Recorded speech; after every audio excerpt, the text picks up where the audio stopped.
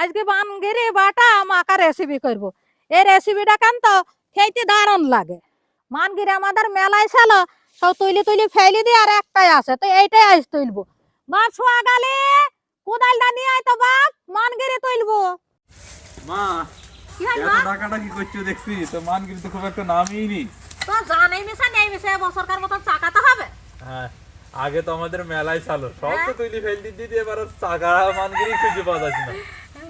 তো তাহলে নাও মা, এটা তুলে দাও। এই তুলি ফেলি ফের এখান থেকে কেটে ফেল লাগিয়ে দেবো, হ্যাঁ, হবে না? এই আগাটুনা নাকি দিতে হবে। হ্যাঁ, হ্যাঁ। এ দেখো চোখ আছে, এই চোখগুলো না সহ্য একটু কাটলে নাক দেওয়া হবে। দেখো হ্যাঁ, আচ্ছা তোলো। এই যে মা তো বললই, এই যে চোখ চোখ আছে না, দেখা যাচ্ছে এই যে একটা এই জায়গাগুলো থেকে ফেন তো ফের গাছ বেড়ায়, মানে কেটে লাগিয়ে দিলে ফের গাছ হয়ে যাবে। আর সব মিলে মানে 1 বিঘত মতোই নেমেছে, আর এটাই হবে। আগে আমাদের স্যালো অনেক, কিন্তু সব তৈরি ফেল দেওয়ার কারণে আর নেই, এটা এখানে এমনিতেই হয়ে গেছে। আর গাছের পাতা টাতা তো সব কেটে ফেল দেওয়া হয়ে গেছে। এখন মাঘ মাস আর চৈত মাসে কিন্তু এই যে এখান দিয়ে যে পাতাটা দেখা যাচ্ছে না, এই পাতার এখান দিয়ে ফের এই মাঝখান দিয়ে ফুল বের হয়। ফুল বেরানো মানগিরিতে কিন্তু খেতে খুব একটা ভালো লাগে না, মানে স্বাদ হয় না। এবার তৈরি নেই, এই যে তুলি নেওয়া হয়ে গেছে। কত মোটা হয়েছে, কিন্তু বড় হইলি অনেকই হয় না মা। হ্যাঁ, একটা গাছে কম থেকে 10 কেজি 10 কেজি 12 কেজি এটা সাধারণত হয়েই হ্যাঁ, থাকে, হ্যাঁ। যত্ন নিলি। কিন্তু এবার যত্নের অভাবে তুলি ফেল দিয়েছিলাম, কিন্তু ফের সেটা দিয়ে রেসিপি হয়েছে। আর খেতে কিন্তু দারুণ লাগে। মাথায় কি রেসিপি বানাবো আজকে? ওই যে মানগিরি বাটা মাকা রেসিপি করব। ঠিক আছে মা, খেয়ে তাহলে দারুণ হবে। হ্যাঁ, দারুণ লাগবে বাপ। এই যে, আর এইটা দেখেন, এটারও কিন্তু এই মানগিরির মধ্যে পাতা কিন্তু একটু কালো, আর সাইজও কিন্তু কম। এটা দেখতেও অনেকটা মানগিরির মতো, কিন্তু মানগিরির মতো হলে এটা কিন্তু মানগিরি না, এটা বনু মানগিরি। এটা খাওয়া যায় না, এটা খাইলে মানে গলা চুলকে মরতে হবে। ঠিক আছে, তো চলো নি, চলো বাড়ি। চলো আমি কোথায় নিয়ে যাই।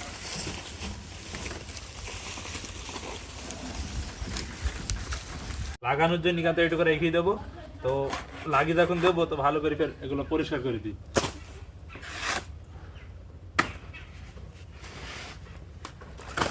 তোদের তো এই ডুকাটা খাও, এই ডুকাটা। ওইটা থইলি হবে না? হ্যাঁ, এটাও কেটে দাও, এই সাইডের দাও কেটে দাও। হাত কেটে যাবো।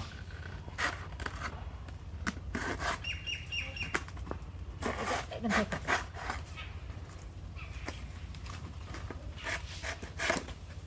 পাতা তো কেটে গেল মা, চাক নাকে দিলে এবার। পাতা আবার বের হবে এখান থেকে। পাতা দেবে। এবার এখান থেকে এটি লাগিয়ে দেবো।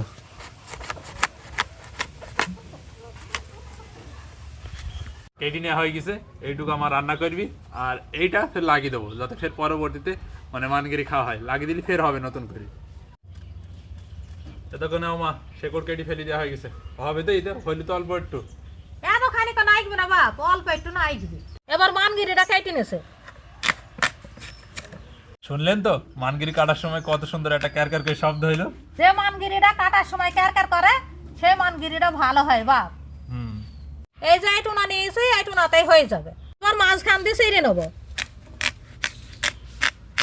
এবার বিনে নেছে, একটু বেশি করে বাদ দেবো যাতে নীলটা না থাকে।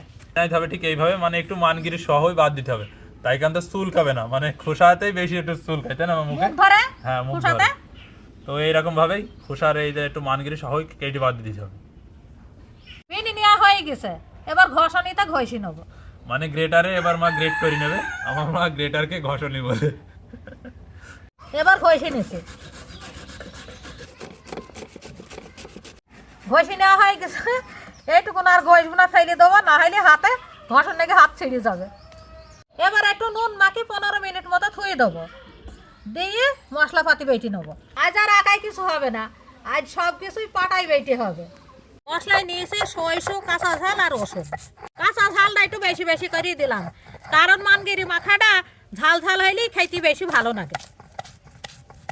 এবার নারকেল কুড়া নিয়েছে, নারকেল কুড়াটাও বেটে নেবো।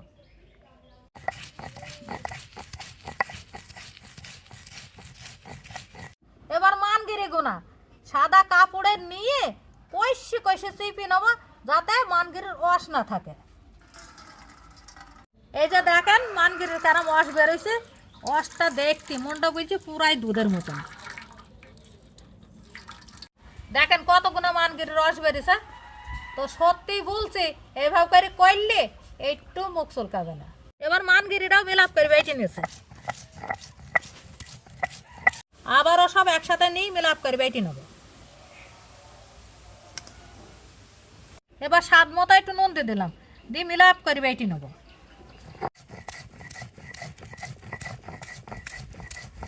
বাটা হয়ে গেছে, এবার কাঁচা সরষের তেল দিয়ে মাকে খেতে সুন্দর লাগবে। এবার সরষের তেল দিয়ে দিলাম, দিয়ে ভালো করে মাখিয়ে নেবো।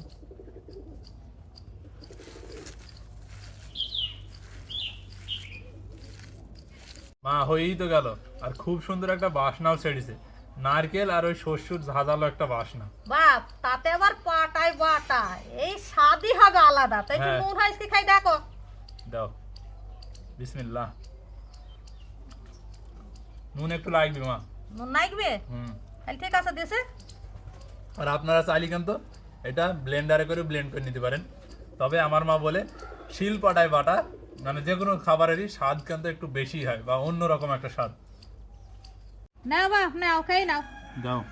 নাও, বিসমিল্লাহ।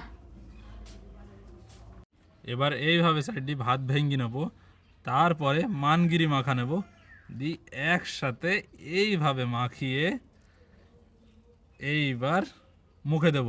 বিসমিল্লাহ।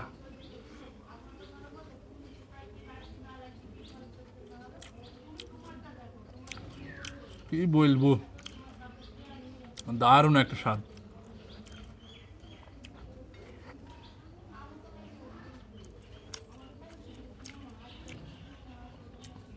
মুখে দিতি সরিষার একটা ঝাঁঝালো স্বাদ, আর নারিকেল, মানে সব মিলি তুলনাহীন।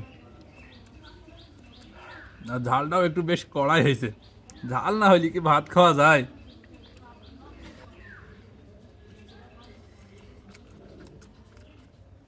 এই মাখাটা যতই ঝাল ঝাল হবে সেটি ততই ভালো লাগবে। আর শুরু থেকে তো দেখলেনি কীভাবে কি করল মা। তো একটা কথা, শুরু থেকে তো দেখলেন যেইভাবে মা করেছে, ঠিক এইভাবে যদি আপনারা এই রেসিপিটা করেন, মানে মুখ চুলকানো তো দূরের কথা, অনেকে বলবেন যে মানগিরিতে তো মুখ চুলকাতে পারে। কীভাবে চুলকায় বলেন? মানগিরিটা উপরের অংশে যে নীল অংশ থাকে, ওই যে মানগিরির যে উপরের ছালটা কেটে বাদ দেওয়া হয়েছে না, একটু বেশি করে কেটে বাদ দেওয়া হয়েছে, তারপরের বার আবার লবণ দিই মানগিরিটাকে 10 থেকে 15 মিনিট রেখে দেওয়া হয়েছে।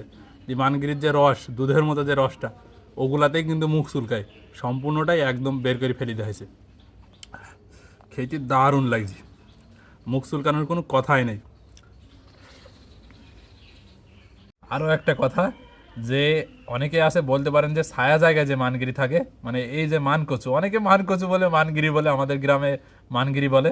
তো যে জায়গারই হোক না কেন, ছায়া বলেন, রসালো মানে ভেজা জায়গা বলেন, যে জায়গারই হোক না কেন, এইভাবে করলি ইনশাআল্লাহ কোনোভাবে মুখ ধরবি না বা গলা ধরবি না। বাপ, সব কিছু ঠিকঠাক আছে তো? কি বলবো ঠিকঠাক, সব কিছু একদম পারফেক্ট, মানে সব মিলিয়ে যদি বলা যায় একদম অসাধারণ। ও মা, কত দিবা তা বলবা না, আমি যে হাতে করে মাখালাম মানগিরি। কোনো কমতি নেই, একদম শিলপাটায় বেটি, হ্যাঁ, পুরাই অসাধারণ খাবার, একদম 10-এ 10 দেবো আমি, বুঝছো? আলহামদুলিল্লাহ। আর আপনারা যারা শুরু থেকে ভিডিওটা এই পর্যন্ত দেখেছেন তাদেরকেও জানাচ্ছি অসংখ্য ধন্যবাদ। তো একবার হলেও ট্রাই করে দেখতে পারেন এই রেসিপিটা, আশা করি ভালোই লাগবে। আর দেখা হচ্ছে নতুন কোনো ভিডিওতে, ততক্ষণ সবাই সুস্থ থাকবেন, ভালো থাকবেন, সবাইকে জানাই আল্লাহ হাফিজ।